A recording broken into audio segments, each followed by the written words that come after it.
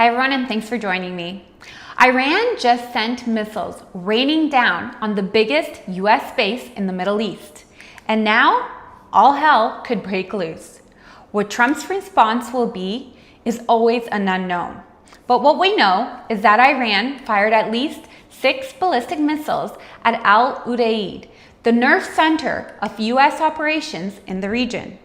That base houses thousands of troops, jet fighters, drone units, surveillance squadrons, you name it. It's CENTCOM's headquarters for the entire Middle East. Before the missiles flew, Qatar closed its skies. Qatar is a US ally, but it also has diplomatic and economic ties to Iran.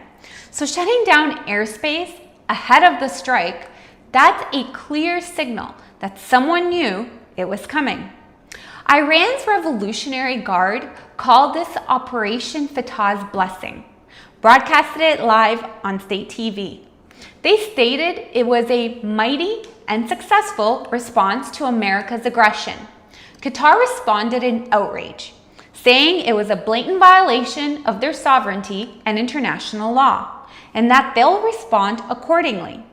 Their air defenses intercepted the missiles, thankfully, and nobody was hurt. Explosions were heard across Doha, and sirens sounded not just there, but in Iraq, Kuwait, and Bahrain too. US bases in the area are on high alert. Let's break it down. What's really happening?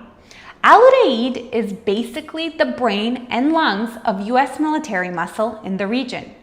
CENTCOM, the Combined Air Operations Center, is the hub. Even though the missiles were intercepted, this was a direct message. Qatar's airspace shutdown signals that something is brewing. A Western diplomat said Iran had issued credible threats hours earlier.